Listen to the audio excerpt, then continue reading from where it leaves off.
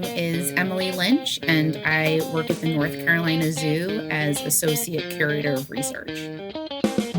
Hello, I'm John Rossi.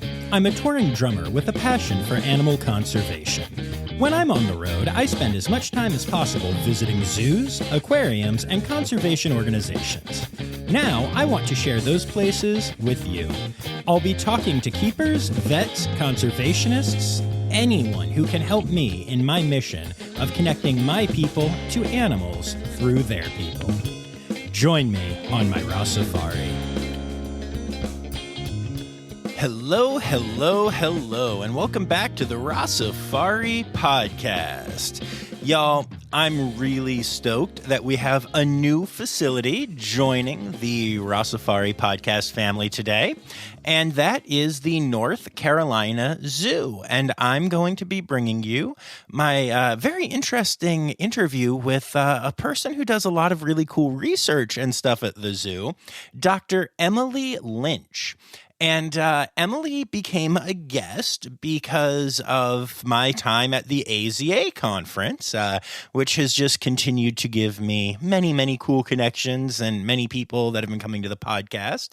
But in particular, what I thought was really cool about this situation was that I didn't actually attend the part of the conference that Dr. Lynch was speaking at.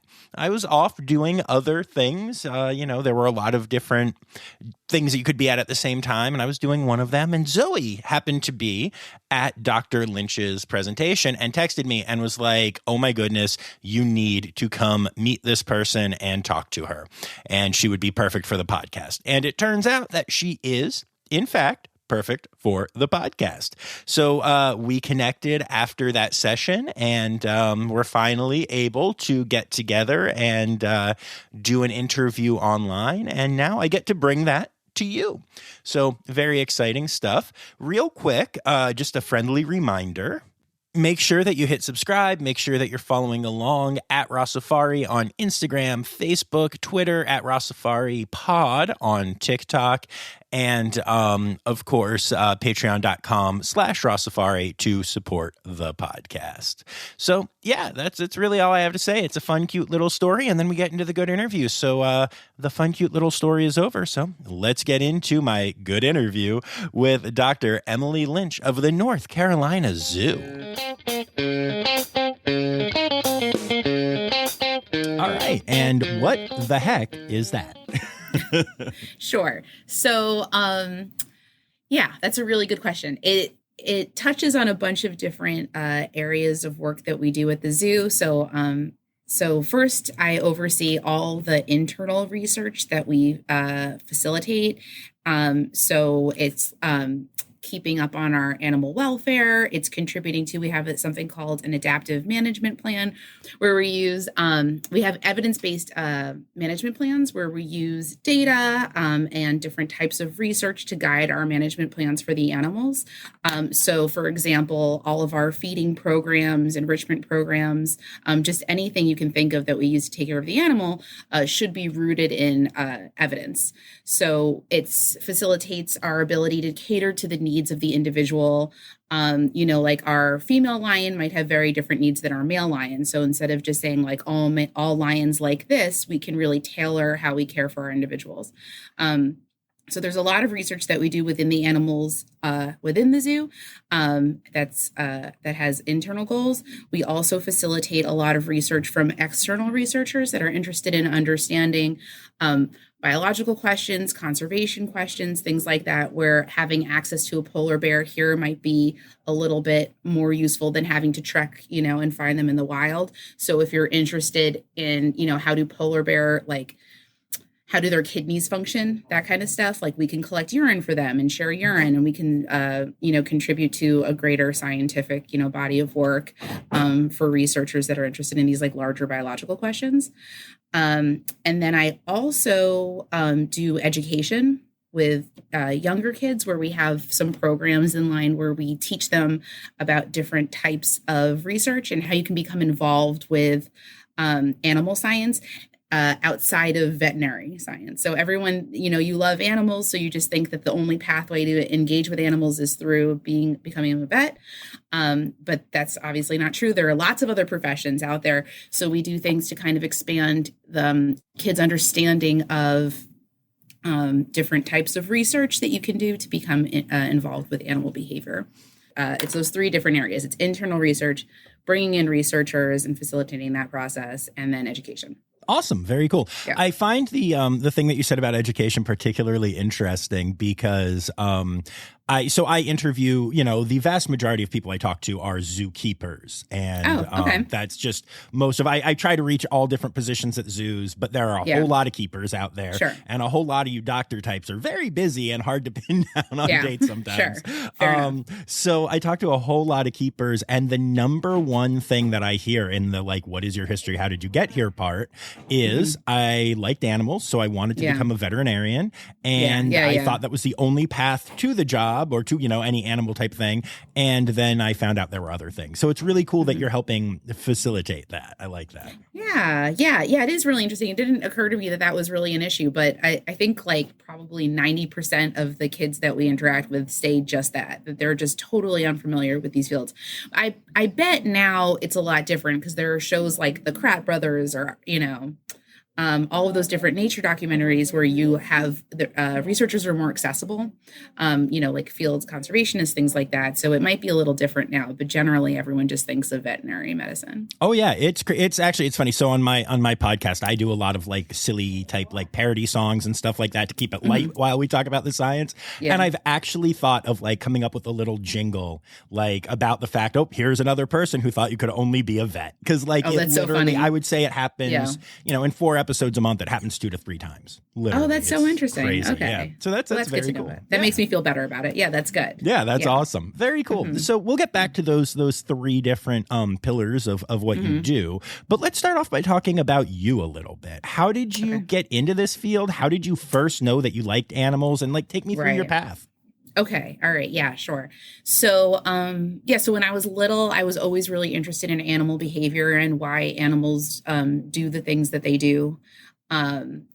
So I was coming at it from more of a psychological background. I was interested. Yeah. So it was more just generally animal behavior. I was really interested in engaging with animals. I grew up in New York City, so I was fairly isolated from animals. I didn't have a lot of engagement with them. So I tried to seek out opportunities like going to farms.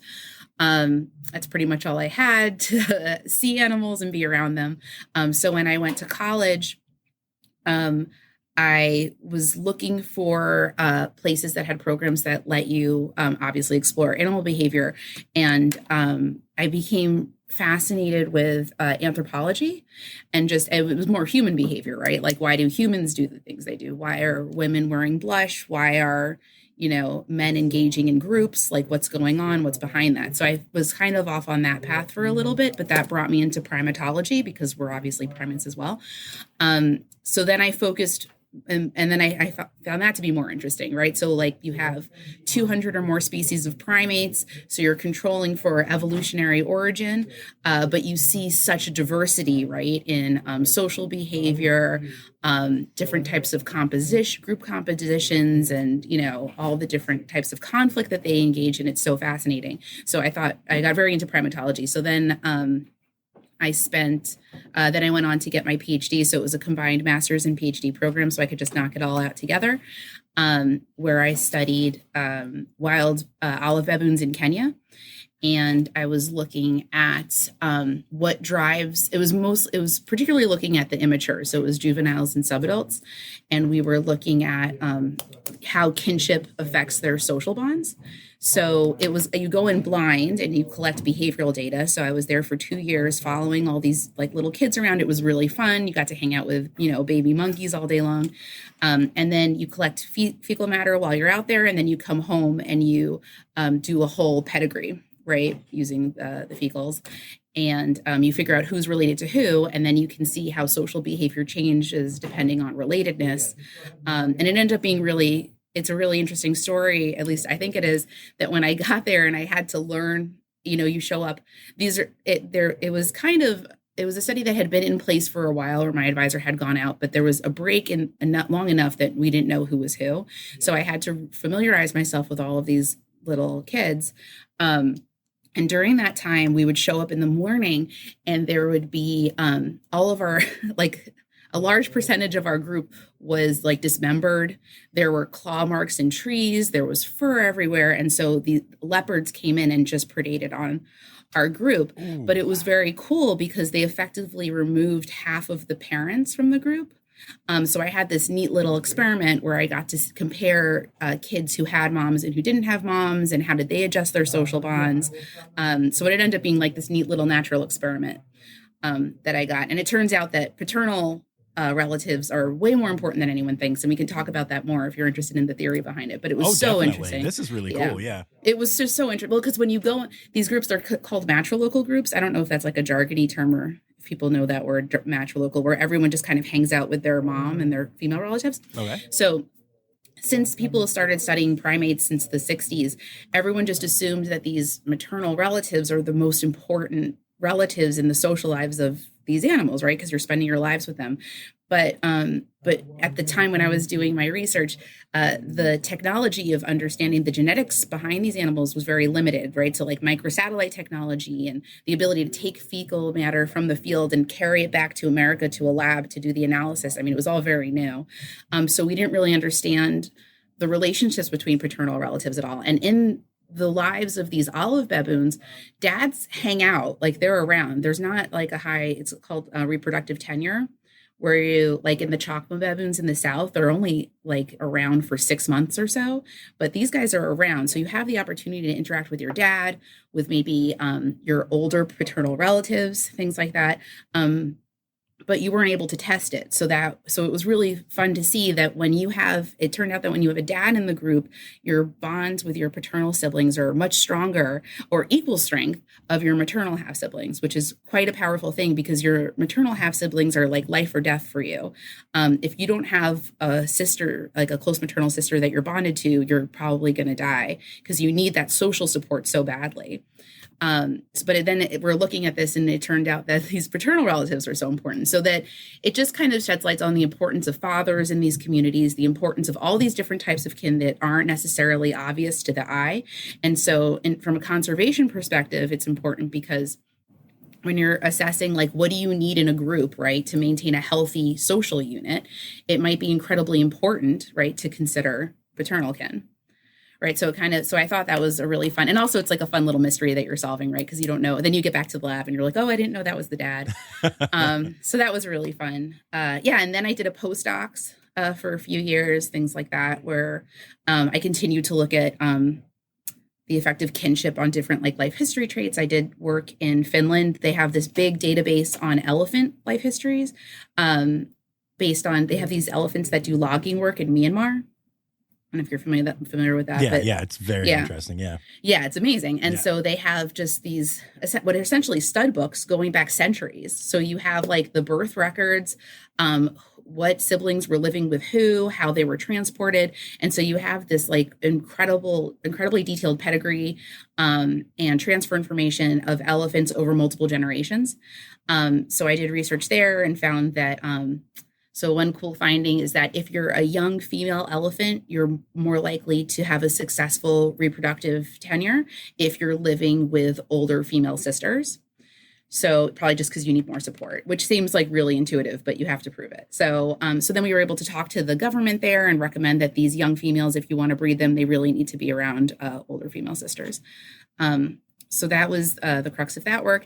And then I've always been interested in zoo work because it seems really fun to have access to all these different types of systems, right? So like if I'm interested in monogamy, you can look at gibbons. If you're interested in polygamy, you can look at like a different social system, right? And you can like look at different types of evolutionary questions, but you can also just do, straight up welfare questions.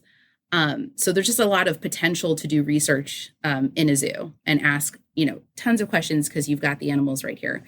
And so I was lucky enough to stumble across this opportunity presented to me at the North Carolina Zoo where they were looking for someone to oversee their research program. And that's how I got here. Very cool. That's really awesome. I have a question for you just about the process of what you're talking about here. So most people that I've talked to, especially in the research world, like it's an animal that draws them in. Like, I really want to research chimpanzees or whatever. Sure. And you're sitting here and you're like, so I started off with olive baboons and then we went to elephants and stuff. What is it that drives you to pick your your projects and what made you interested in such different things?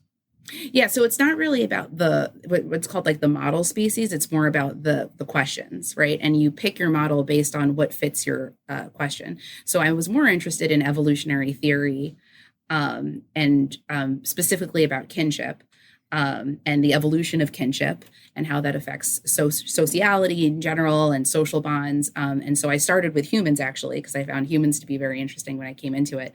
And then, it turned out that primates were so interesting because you can control for evolution in some ways or phylogeny because they're all very closely related.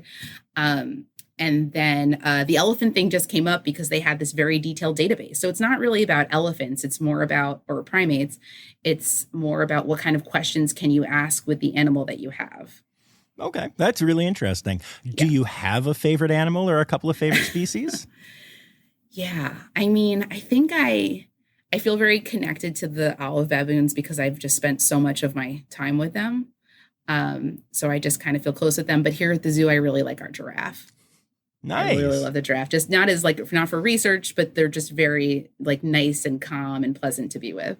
Yeah, no, absolutely. Giraffe are amazing. Yeah, they are. They're beautiful. Very cool animals. I think one of the things that hit me is I go to a lot of zoos. Obviously, I did before I even started the podcast, and then it has expanded. And I think I reached a point where I started to take some of the more common but really cool animals for granted, including giraffe, because they're everywhere. Yeah, they are. And when I actually started to get to interact with them and feed them and get to know their individuals at different zoos and everything, I found myself falling in love with them all over again because they're just such cool creatures. Yeah, they are. They're beautiful. Very cool. So are you actually, I'm sure that you leave to do research and stuff from time to time, but are you actually on the grounds of the zoo when you're working your job? So I don't go anywhere. I don't travel is not part of my position. Okay. I am focusing on the research of these animals here. If we do anything that brings in other institutions, so I've only been in this position for 3 years. But typically if I'm doing something that requires other facilities, I'm using their data. So they're just sending me their data and I'm doing analyses with it that way. This is a non-travel position. It's just focused on our animals at the zoo. And then if we're doing broader multi-institutional things, it's strictly using their data. Okay, very cool. And that heaven knows you have a lot of animals at the zoo to be working on. North Carolina Zoo is incredible. Huge. So you've facility. been here? Oh yes, I've been twice, and actually we'll probably be back in March. Cool. Yeah, okay, I really love it there. Yeah, definitely. It's such a gorgeous place. And so I guess you talked about the internal research being focused on welfare, right? Yeah. And I really want to hit that because I think this is the thing that the anti-zoo crowd misses the most. People assume, I've been talking to a friend recently who is an aquarist, and as we've gotten closer, every single day as we are texting, she tells me at least once and sometimes multiple times a day, somebody just came up to me and said that our sea turtle's sad because she's alone. Yeah, they always say that. Single day. Yes. I knew it was a thing, but I didn't realize it was that big of a thing. Always. Yeah, always. That's what everyone always says. And also part of my job is to do visitor surveys. So it's all the different kinds of research that we do, right? So part of the research, right, is a guest experience here at the zoo, right? So we want to use research to understand how the guests are experiencing the zoo and tailor our messaging, how we set up our carts, things like that to the guest, right? To improve, takeaways, conservation action, empathy towards wildlife, things like that. And so part of it is just reading, the open-ended questions that the guests complete. And that's the number one thing is that a solitary animal feels sad. And that's just because they're unaware of, the needs and social composition of each animal. Yeah, no, absolutely. Yeah. So I think I want to talk about what kind of research you're doing and how much we understand how well taken care of and happy, if I can use that word, the animals are. But Right. before we do that, I have a question that I've been trying to figure out the answer to for a while. And Yeah. I don't know if you're the right person to ask. And if not, I Okay. will just cut this. So no pressure. Sure. But you are the person I've talked to so far that seems to be the closest to this. Okay. I go to zoos all the time. Yeah. And I regularly hear people who are walking around the zoo who are like the father of a family of 5 who have paid $120 to get into the zoo, who are going to spend $200 on lunch and souvenirs. This is not a casual thing, you know? Right. And they are ranting about the zoo and just, this, and these are all, I go to AZA accredited zoos. I go, Sure. I'm not going to any Tiger King type places. Right. What do you think is it that causes somebody to go to a zoo, to give hundreds of dollars to a facility, and then to completely not educate themselves on anything and walk around and hate it? Like it's, I don't get it. And I'm trying to understand it because I want to try and help fix it. Yeah. Yeah, that's a really interesting question. Why do they hate it? Well, that they're ranting about that it's too hot, or no, I'm talking very specifically about like you said, the number one thing that I always hear is a solitary animal, is bad. Or like looking at a primate who is not smiling and being like, it looks sad, but it's not sad. It just has downturned lips because that is that type of primate. Or even like I've heard people say that like fish look sad, and it's like, and it's like they're looking for the sadness exhibit to exhibit. And I just don't get it. Yeah. I think that there's something really, I think that those people are probably, I would assume that they're coming for their kids, right? Because the kids want to go. And then it's really hard to not anthropomorphize. I think that that's just an inherent thing that is unavoidable. And there's probably, a failing, there could be some failing on the zoo's part to educate the guests on it. Like maybe the signage isn't good, but also people don't really read the signage. They need staff out there talking to them. So maybe there's a miss there. But why would they go originally, spend so much money and then complain about it? I mean, I would just say that they're going for their kids as an activity. Gotcha. I guess that makes something sense. To do. That makes sense. And then you get there and then you see like, this animal is contained. There's no way they need to, they're not going to, no one in the public is going to just know, everything that goes on behind the scenes, right, to enhance the welfare and well-being of these animals, or that zoos, the immense contribution of zoos, right, to conservation action and engaging people with the thoughts of conservation and wildlife and creating that kind of empathy. That's not something like the average person is going to be aware of. And I think that the burden is on AZA to be more vocal about the importance of that. And I think that it's been challenging over the past few years.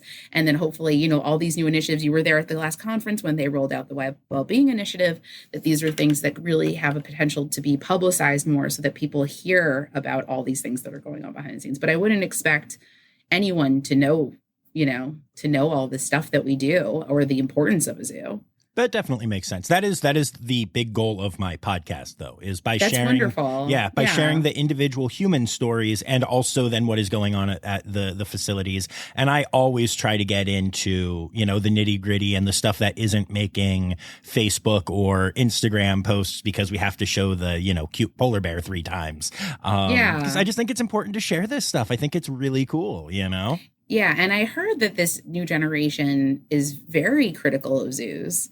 That's coming through college right now, because I work with college students quite often as research interns and master's students, and that there is like a lot of skepticism, and there's a wealth of information showing how important zoos are, to the survival of the animal itself, right, as they're acting as an ambassador, and then also on the people end, right, that they're more likely to go out and engage in conservation behaviors after going to a zoo, or they're less likely to kill a snake after connecting with it somehow.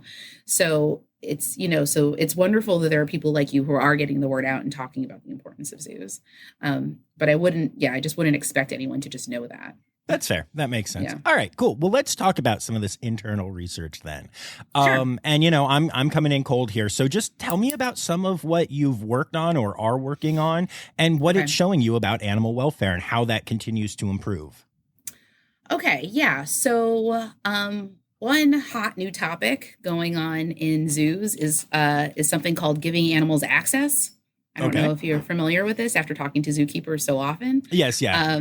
Yeah. So, and just, for if anyone's listening, like you have like a bunch of different spaces for your animal, right? You have your outdoor area that on guest view, but then there are lots of other areas for your animal off of guest view that should be indoors, outdoors, all these different spaces where you can essentially, it's called shifting your animal around to all these different areas.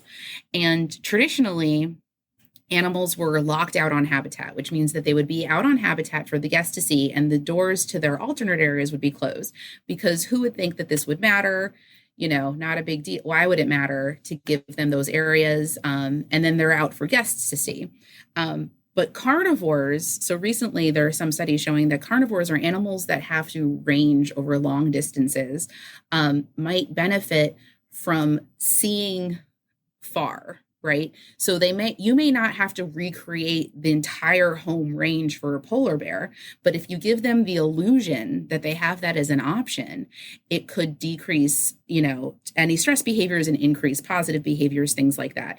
So this is a kind of a new area that's coming up. So we did a study when I first came on in 2020 to 2021, where we looked at we've got these two sister black bears, Luna and Nova, and they were engaging in some stress behaviors, but not too much. But we were just were called in to investigate, like, how can we, improve the daily lives of these bears?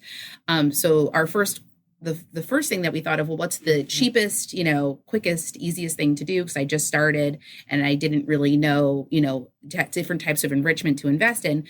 The first thing we thought of was, let's just leave all the doors open, right? So that they can just see.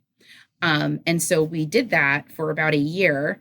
And it looks as though just having, and this is getting published in the Journal of Botanical Gardens and Zoological Research. It's coming out, I think, next month, where providing access decreases any undesired behaviors and increases positive behaviors. And also giving them access doesn't seem to affect their visibility to guests. It's just simply being able to have that distance and seeing that. And even for our polar bears, we designed a new habitat that's specifically designed to give them that kind of illusion. And it's by far their favorite place to be. They love that habitat. Yeah, because they just want to see it, right? Right. So it's interesting because you think like, oh, zoos, your animal, you can't possibly recreate their home range. But that you may not need that, right? And you can get them, if they need to have that kind of energy expenditure, you can still get that in a lot of other ways, by, hiding their food around and doing scatter feeds. There are lots of other ways, but it looks as though it's also very important to give that sort of visual illusion. So that was one study that just came out that I think that was useful for improving the welfare of the animals. Other things we do, let's see, like we monitor how they use their space is really important, right? So we want to make sure that they're using all the different areas in their habitat.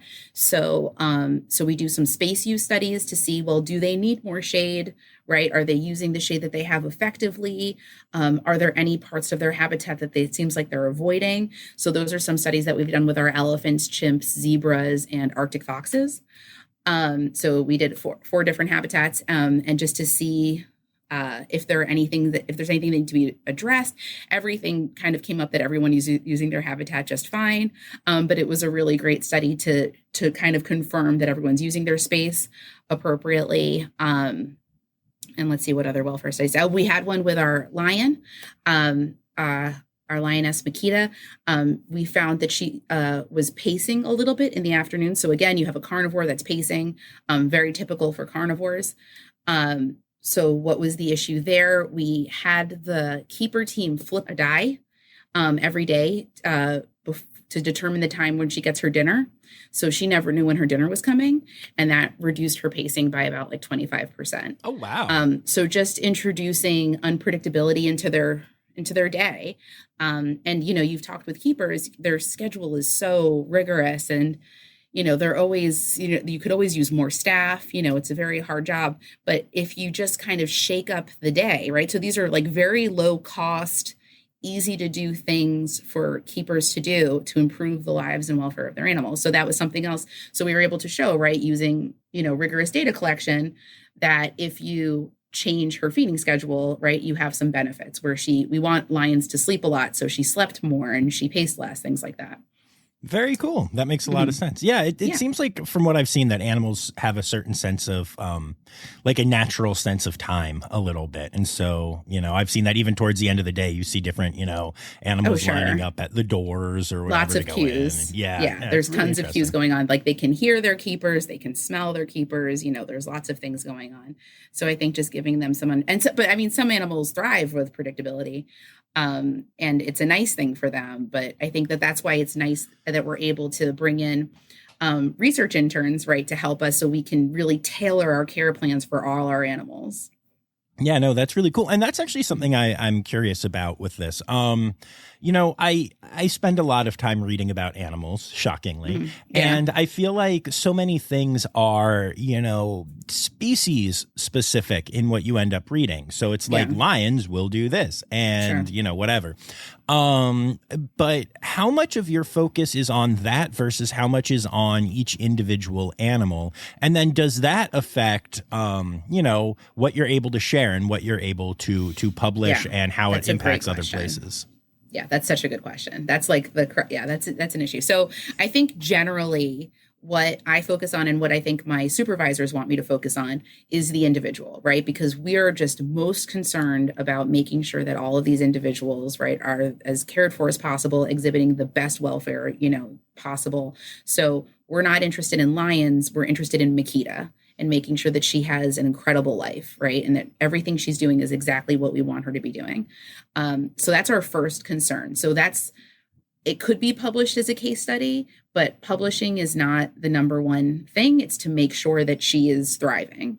Then the second level is, publishing would be great, right? Because that's how you communicate to other facilities. That's how you communicate to other researchers so that they might see this and say, oh, that's a great idea. Maybe we can do that, right? So with those black bears that ended up getting published as a case study, right? Because we only have 2 individuals, but then we can show, hey, maybe if you give your bears access, you might see, better behaviors that you want to see, things like that. So then that's kind of the second level. And then the third ultimate level is to do, a nice multi-institutional study where you get data from everyone so you can increase your sample size and show with like a lot of power, hey, varying your, dinner time, improve the behavior for like 30 lions, but I think that we start with just focusing on every individual that we have, because that's where our responsibility lies. That makes sense also because, individuals can be weirdos. So right. as long as you're helping them out, Makita's not just a lion, right? She's a female. She's an older female, right? So like where you are, welfare is this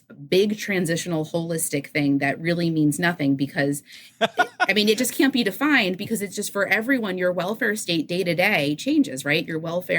Your needs as a 2-year-old are different than your needs as a 14-year-old. It's different for males and females, right? So it's just like this and also it's not just that your needs change, it's that your actual welfare changes, right? So you have to constantly keep up with everyone. So, ideally, right, we would have a researcher at every habitat 24 hours a day, right, collecting data, right, to inform our care plans because everything changes all the time. But, we just do the best we can do. Right. Obviously, you're going to need a bigger intern pool for that. Right. Yes. Exactly. Makes sense. I'm curious, how much do emerging technologies help with that kind of research? And are there any downsides to it that you find? Yeah. That's another great question. That's something that we were thinking about putting together an AZA session for next year, is how you use technology to improve welfare. So again, I'm new to the game, so I'm just kind of getting familiar with things. But it seems as though it's incredibly important, but also not always that important. So, for example, having someone out there during the day watching a bear, that's like, you don't need anything. You don't need to complicate it. That's a great way to collect data and it's really effective. But what about the 12 hours of the day where we can't watch them because the zoo is closed and it's dark out, right? So that's when you have to when you start running into problems like that, you need to get creative. And so we've really relied on cameras. for a lot of our studies to get behind the scenes data and also night behavior. We're relying on, we just started constructing a new Asia section. Oh, I didn't know that. That's exciting. Yeah. So there's a lot of construction going on. So we talked with Disney, because Disney constantly is monitoring their noise levels in construction because they have, a big entertainment facility as well. So we followed their methods for using decibel meters for monitoring sound, and we were correlating that with different types of activity budgets for animals across the zoo to see if there's any changes in behavior in response to noise. We haven't really seen anything, but it's good to monitor. We have some things that are looking at body heat to see if that's an area that we can kind of think about bringing in for welfare. But that's as far as I've gotten. I haven't done anything beyond sound and cameras, but I know that it's a huge burgeoning area of interest in this field. So hopefully that's something we can get some feedback on the next AZA. That's really cool. That's a good idea. Yeah. And I love, I know you just said body heat too. The idea of infrared and seeing what's going on there is kind of cool. There's a lot of cool tech out there now. There's a lot of cool tech. Yeah. So we're kind of seeing like, well, what are also this is the most exciting thing is, how can we use drones, right? So you can use drones to monitor. We can't sometimes we have this very large 40-acre grasslands habitat and we can't always find all our ungulates. So that could be really useful, right? With the body heat technology, using the drones to see where everyone is. You can use drones for providing different types of, enrichment if you can't get to your animals. So I think drones are also a nice new area of work that could really improve animal welfare. Yeah, that's very cool. Awesome. I really like that. How common is your type of position at zoos? Yeah, it doesn't seem very common. It doesn't seem as common. Zoos tend to, be strapped for cash, and I'm probably like the last. You need a keeper, right? You need a registrar. You need a vet, or at least to pay a vet to come. So someone like me, I think, is just becoming necessary. I think when they did they rolled out this, the welfare mandate, I don't remember how many years ago now. I think it was 5 years ago, where you have to do these annual welfare assessments on your animals. Right. And so I think that it's becoming burdensome to institutions to fulfill these. And now with the welfare mandate, I'm not sure on what they're requiring for that, but I think that AZA is kind of making it where my position is going to become more and more important to different facilities, because what I just got from the last AZA is that people, it's like a lot of time to do however many animals are in your collection, do an annual welfare assessment on everyone. Like, that's hard. And so, part of my position is assisting with that. And I think it's going to become more and more important as zoos go forward to have something like this where someone is assisting with monitoring welfare, because I think sometimes it falls on, at smaller institutions, it might fall on like the general curator or things like that. But yeah, I think that someone who's focused specifically on research isn't really that common. Gotcha. That makes sense. But I think you're right. I think that with the, especially like you said at the conference, it was all about that welfare. So I think it's going to be cool to see that kind of thing grow. Yeah. How much do you work with, and what kind of relationships do you build with the other staff at the zoo, keeper staff and management and whatever? Yeah, so I work really closely with all of them because I'm looking at their animals. So it's fun because it's a nice collaboration to get their insight into their animals. And we just started a new study where we're watching these indigo snakes and their reaction to different types of enrichment and housing, things like that. And so we installed these cameras on all their habitats in the back, and that requires a lot of collaboration between us and their team, right? Because they have to understand the needs of the study, right? And kind of hold to a protocol that we set. They have to tell us about their needs for the snakes and how we can accommodate it within the design of the research question, things like that. So I work closely with everyone at the zoo whenever I'm working on their animal. Awesome. And more importantly, what are your relationships like with the animals at the zoo? Oh, yeah. I'm not out there as much as I probably should be. So I think normally when I'm getting an intern started, I'll go out with them a few times and, we talk about how to collect data and I'm out there, but I don't go out there as much as I think. I spent all those years watching baboons. So it would be nice to keep watching animals to that level, but it time, it's demand on time. So I don't really have any right now. There are some animals that I enjoy seeing, but I don't really spend much time with anyone. That's fair. But let's talk about those animals for a minute then, because I want Okay. some people who are listening. I mean, the work you're doing is incredibly important. This is incredibly cool. But I have found with my audience that if I don't at least, get a couple stories about animals on there, then I get poked. And it's like, hey, we need to talk about animals. So tell me about some of your faves there. I really love our grizzly bear. I really, really love him. He is just goofy and he's always digging holes, which makes everyone crazy. But he just is always doing something ridiculous, and he loves engaging with guests. He walks over and he's very sociable and friendly and easygoing. He always has to have something in his mouth when he's swimming. He's just like this big, silly bear. He's a cartoon bear, and you just forget that he's a grizzly bear, and he's incredibly dangerous. That's awesome. What's his name? I love him. Ronan. Ronan. That's such a good name. Yeah, he's awesome. Yeah, when you come, you should go see Ronan. Yeah, that I will. I love the Arctic section there so much, too. Yeah, it's cool. My gosh. Yeah. The polar bears and Arctic foxes, I think, are my favorite memory of the North Carolinas. Oh, really? Yeah. Oh, yeah. Yeah, they're cool. Yeah, they'll probably still be white when you come. Yeah, that makes sense. The Arctic fox exhibit you're just right there. Yes. It's really cool. Very you're really close. Yeah. Yes. Yeah. They like guests and they engage with guests. Yes. So, yeah, I was going to say, I think I played with an Arctic fox there, if I remember, through the glass, obviously, but Yeah. No, it's a very cool exhibit. Tell me about another fave at the zoo. Oh gosh. So if we think back to draft, I was assisting with some data collection with our giraffe, and I was behind the scenes studying them. And behind the scenes, you're very close with them. There's very little space.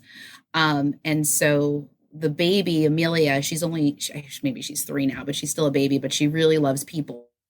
And she wasn't part of the study, but she kept coming up to me and giving me her butt because she wanted scratches, because her keepers always scratch her butt. So she was just always presenting to me, and and it was just so cute. She just was dying to engage, but I was trying to collect data, so I was just ignoring her the whole time. But it was really sad. Aw, that's really cute. She was cute. I like that. That's awesome. Yeah, she's very sweet. Yeah, nice. Yeah, they're all. I mean, they're very sweet. The lions are harder. They don't like me. So they don't like me at all. Yeah. So they would roar at me when I was back there, and they did not like me, but I've had nice experiences. Everyone else seems to like me. That's good. It's good to be popular. Very friendly. Yeah. That's really funny though. I can't imagine being like, oh yeah, a lion is roaring at me right now. Cool. Yeah. Cool, it was cool. really you feel your body, you feel your soul leave your body. Because even though that they're behind mesh, it does not matter. It's terrifying. So I don't like going back there. That's really funny to me. That makes sense. I don't know what I did wrong. Yeah, I did not know lion etiquette. I think lion etiquette is that you're supposed to make eye contact with them. And, there was some, species miscommunication, because I'm used to primates where you're really not supposed to make eye contact. Right. And so I made them mad. So there you go. It was scary. I mean, that's got to be one of the hardest things as you're doing this research, is just figuring out what is individual and what is each different species and all of that stuff. That's got to be a lot. It's so fun. Yeah, it's really fun, because especially with this indigo project that I just told you about, with the indigo snakes, I've never worked with a snake ever. I don't know anything about snakes. And I'm so lucky. I work right next to a herpetologist. Nice. And so she's our zoo's wildlife biologist. And so she's working on the study with me, and she just has informed, I've just learned so much about snakes, right? It's so fun. It's great that I get to learn about all these different animals. Very cool. So we met at the AZA conference, the gift that has just kept on giving. Yes. Really there. Are you planning on going to Columbus this year? I am. Nice. Do you go every year? This was my first year, but just from the sheer awesome things that happened there, I'm planning on starting to go every year. It was really fantastic. Yeah, I think Columbus will be great. Yeah, me too. I'm excited. So what were you presenting on there? Yeah, so that was a study that we did. Again, it was one of those multi-institutional projects where we gathered data across, it ended up being around 41 facilities that have housed red wolves since we focused on the time period from 1999.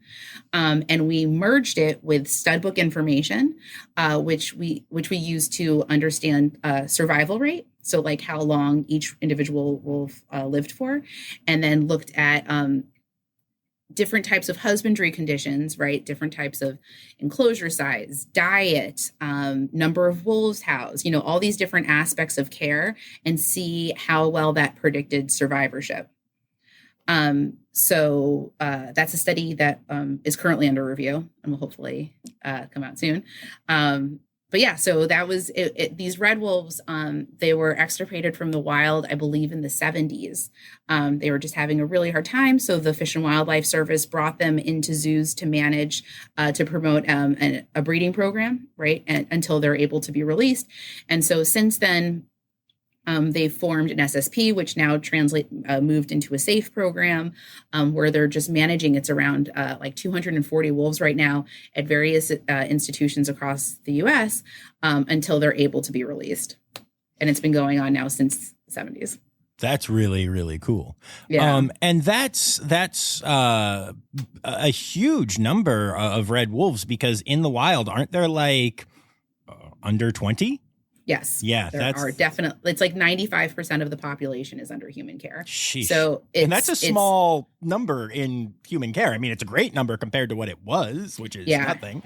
But, right. Yeah, it's a small population. But it also means that this ex situ population is the future of the red wolf, right? So like there is no future if you don't manage this population where it's thriving. So that's why studies where you really take a quantitative look at how do we take care of these animals are essential, right? Yeah. Otherwise, what are you doing? Yeah, no, absolutely. And so you're in North Carolina, which is where the wolves are out in the wild. That's right. And I know that there's so much. I talk about this on my Zoo News episodes all the time, but there's so much controversy, and there are so many people who are opposed to red wolves being introduced into North Carolina, and people hunt them even though it is wildly illegal and all of this stuff. Right. What effect do you think having them at the zoo in North Carolina has on that? On what? On I guess on the weird miseducation and problems that people are having there. Do you think that having a population there where at least zoogoers can see and hopefully learn? You see what I'm saying? Yeah, of course. Yeah, I mean, hopefully it's really useful. So in those visitor surveys that I talked about that I read, like a very large proportion, I don't remember the percentage, leave the zoo with an understanding of this program. So that's telling me that our messaging is really getting across. And I know that our educators focus on it as well, which is probably more than our signage, right? That you have these educators out there with their cards telling the public, hey, like these wolves are important. They're endemic to this area. This is where they need to be, and like discussing the history of the red wolf. And I know that our guests really walk away with an understanding of that program because they're they're not knocking it out of the park on those exit surveys. So I feel like it's really important to showcase them at this zoo, right? Where locals are going to come and then go back to their houses and talk about, the importance of, conserving the red wolf. Sweet. I love that. Let's talk about these surveys for a second. What kind of questions do you ask, and how many ridiculous answers do you get? How annoyed do you get at certain people? Yeah. No, it's fun. I wish that talking about how bringing in technology, like when I have like more free time, I would like to look into ways to use like AI to go through these open-ended questions and like kind of sort them, because right now I'm truly the one who is reading everyone's thoughts, on the zoo, and I just sit here and I'm reading them, and then I have to categorize them, based on their response. And people really like to open up about their experience. So, and it's thousands of, things. But yeah, they're really interesting. We ask questions about, so primarily we're interested, did you think the prices were fair? Did you feel like our facilities were clean? Were you able to read our signage? Was it legible? Things like that. So it's more like your experience on the entertainment end. But then we also throw in questions like, do you feel like the North Carolina Zoo is, promoting conservation of these animals in the wild? Do you feel like our animals are well cared for? So like the welfare of our animals, our international conservation, did you walk away with an understanding of what we're doing? Things like that as well. So we're trying to hit all the notes, and then you can always sneak in a question or two, if you have, specific, questions. So we just started doing QR codes for zoo maps. So we just like pop that in, just to see like, hey, are you liking these zoo maps through QR cards? So things like that. And people do them. People do exit surveys. So I always wonder who goes on like, Yelp and does a review, but people like to do it. They want to be heard. Yeah, I feel like social media has made people feel like their opinion matters more. Yes. And I think that is good in some cases. Absolutely. Zoo surveys. I think it is horrible in some cases. Trolls, Right. But I do think it is what it is, and being able to use it for good effect with the zoo is awesome. That's really cool. Yeah. They're great. I bet you've read some doozies, though. I'm just going to leave it there, but I bet you read that. Yeah. But you know what? It's so funny. Like, nothing has, everyone just kind of says the same thing. No one's saying anything that's like, like once or twice you come across something that's like really absurd. But typically it's, what you said, that animal is lonely, or I couldn't see, we have very large habitats, so they complain about visibility. Or it's too hot because we have a very big zoo and you have to walk. So it's typically one of those. So it's nothing. People are not so shocking. That's fair. That's fair. Yeah. So we talked a lot about the internal research, and I think that's really important. But you said you also help external researchers. How does that work? Yeah. So we have it's called an IACUC process. So we're not a strict IACUC. So typically when you're doing research with an animal, you have to go through a review board, either typically with a university, that says like, yes, you're following like all the ethical guidelines, you're considering this animal's like physical health, all these different kinds of things. So the zoo has this informal IACUC committee, where 4 internal and 1 external staff review a proposal submitted by an external researcher. And we just kind of discuss like, is there a merit? Can we provide the staff to help execute, if they're asking for urine, can we collect this urine? Can we participate in this study? Things like that. So then once that gets approved, then the PI works very closely with the animal team or with me to help facilitate the research. All right. That's really cool. It's great because it's a way of like these zoos. I mean, I said this at the beginning, that zoos are so important for so many reasons. And this is just providing this kind of understanding to the scientific community. I mean, that's just another way that we're really, advancing science. Yeah, I love that. And I know there's so much collaboration between zoos. I'm curious, how much are you involved with that? Are you on any of these listservs? I mean, obviously you publish research and then it's out in the world, but like, do zoos reach out to you about welfare things, or do they know that you're a thing and that this exists, or how does that work? Yeah. So in terms of, when I'm talking about external researchers, those are mostly like professors at universities or scientists. Like those are people who are like, hey, we want to understand how, a polar bear metabolizes fat, or like how strong their bite is. Can we work with the zoo to test this? In terms of working with other AZ facilities, so that's something that, so I'm, you have like all those different committees that I'm new, so I'm trying to join as much as possible and be a part of that community so that when opportunities for collaboration come up, they think of us as, as a research institution. Okay, cool. That makes sense. That's really cool. I love the collaborative nature between zoos. And I know like I've been invited into a bunch of like, there's like a Red Panda Keepers Facebook group that I get to be part of and stuff like that. And like the Sandcat SSP has a group that I'm in, and a FUSA group. And it's just cool seeing them work, alongside each other. So I'm sure even if there are times that you're not contacted personally, the stuff that you then teach the keepers and they start doing then trickles into other zoos through those methods, and I think that's very cool. Awesome. Yeah. It's really nice how it is interesting. So since joining a zoo, I feel like I'm coming to the zoo with like very new eyes because I've never been a part of this community. But it is really interesting in all the ways that people have figured out how to promote like communication between facilities. So that like all the giraffe keepers are like it's typically Facebook groups, but they all have like text chains and things like that so they can discuss, because it is really hard to publish things when you don't have research staff. or when you have just a case study of one animal. But it's nice if like someone from Columbus can text someone down in Texas and say like, hey, we found this browse to be really effective if you want to try it, so it's nice to have that kind of communication with each other. Otherwise it's isolating and no one learns from each other. Yeah, no, definitely.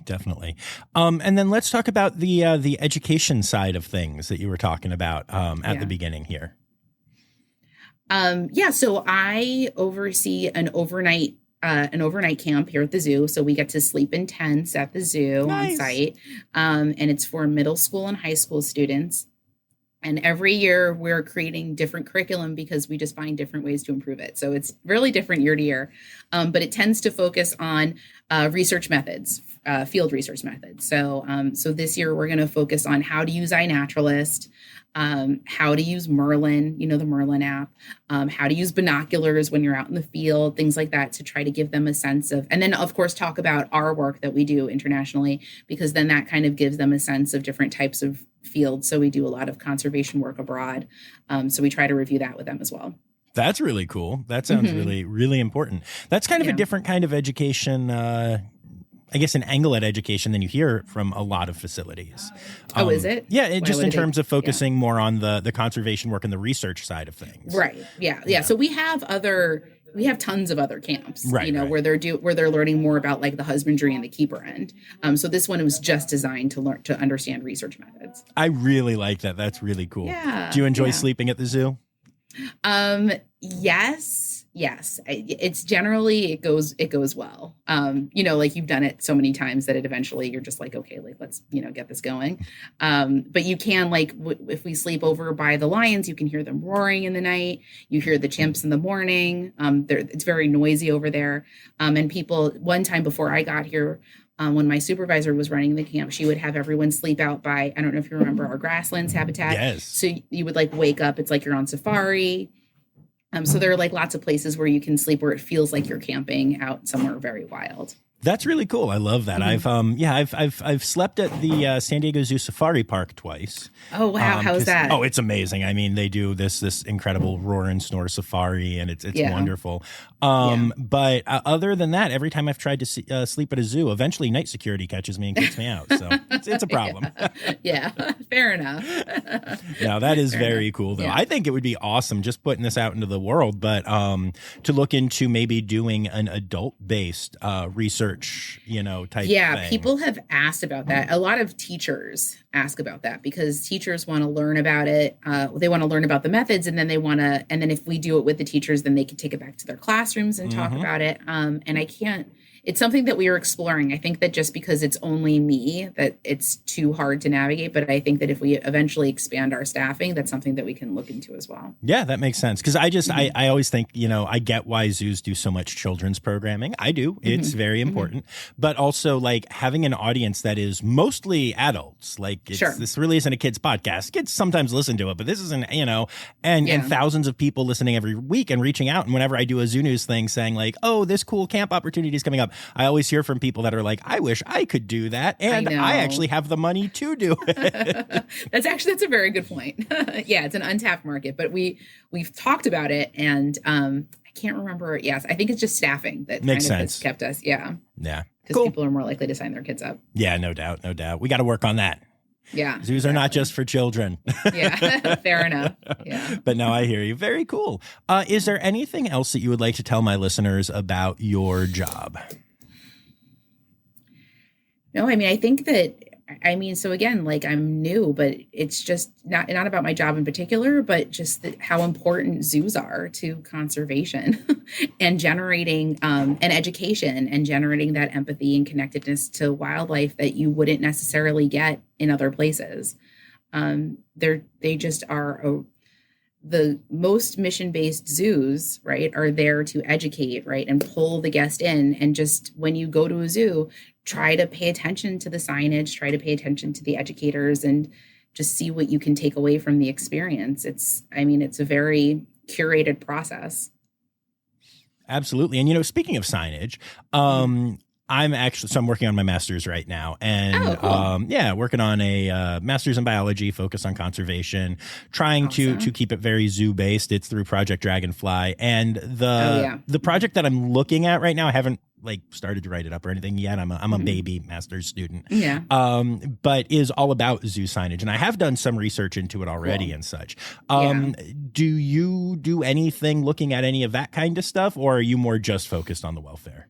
Yeah, so I luckily got in, I came in during COVID. So we have a study that we're currently doing where we assess guest experience without educators and with educators, which I know has been done before, but it's going to kind of focus our understanding of how effective our signage is, because it's hard to kind of separate at different habitats. You walked away understanding our Red Wolf program, but is it because our signage is really good or because our educators are really good?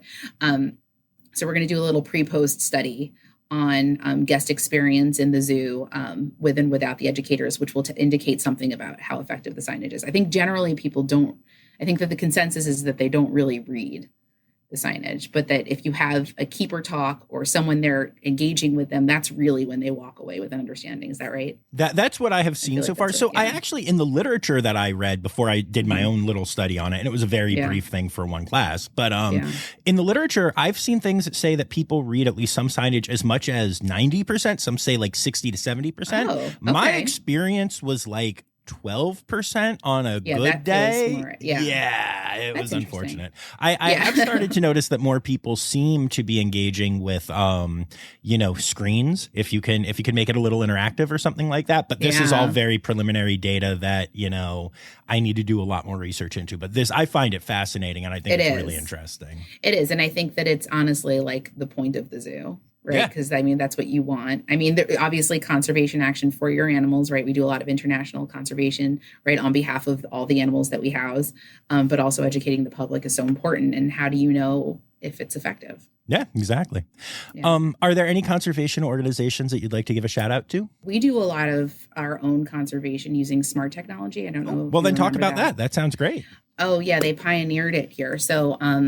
So my colleague, I can't remember what his exact position is, but he is on some kind of steering committee with this technology where they're giving rangers these rugged smartphones so that they can track different types of, the focus is poaching events in the field to help get response, get the rangers to have response time, to minimize response time out there.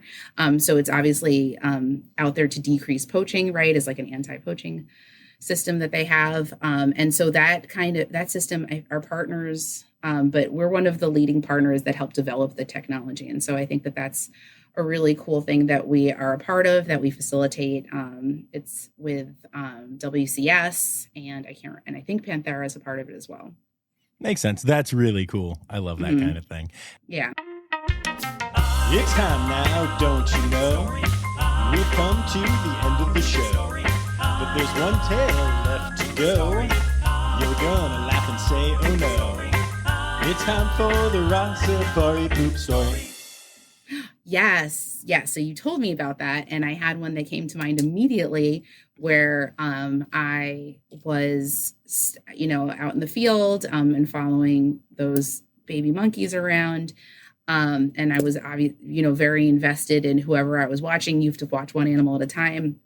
You have your observation period, so you can't look away. You're taking notes rigorously. I was working really hard on it, and I felt something fall on me, and there were 3 kids above me in a tree, and they were just pooping all over me. And I was just covered, and I was in the field, and I'm an hour away from my house. I don't have anything with me, and you walk kilometers every day. I must have been 18 kilometers from the car, and I just had to live like that.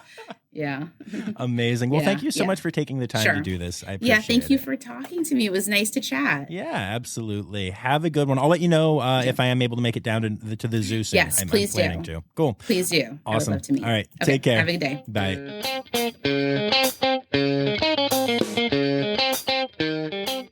Well, there you have it, it, folks. And I got to say, I really loved that episode. I think that Dr. Lynch's position is so cool. And I feel like this is one of those things where I could just have her on the podcast every year to tell me about the amazing research being done, especially since it is so impactful for the welfare of zoo animals. And we would get a good listen every time. She would just need to up her number of poop stories. Poop story. But let's be honest, I'm guessing she has more than just that one. So anyway, I'd like to say thank you to my Red Panda level patrons, Laura Shank and Kristen Dickey, and actually to all of my patrons, because you're all awesome. Just not awesome enough to have me say your name, because that's what you get when you're a Red Panda patron. Just kidding. You're awesome. I love you. Don't not be my patron. Anyway, if you'd like to be a patron and get either your name said or apparently verbally abused by me, you can do so by going to patreon.com/Rossifari. And remember, friends, the word credits backwards is Steiderk. The Rossifari podcast is produced, hosted, and engineered by John Rossi. Editing and fact-checking by John and Dr. Zoe Rossi. Our theme song is Sevens by Nathan Burke, performed by Nathan and John. Interrupting John theme and additional voices by Taylor Isaac Gray. You can reach John directly on Instagram and Facebook at Rossifari or by email at rossifaripod@gmail.com. Rossifari is part of the Daydreamer Media Network. Now, stop listening to me and go visit a zoo.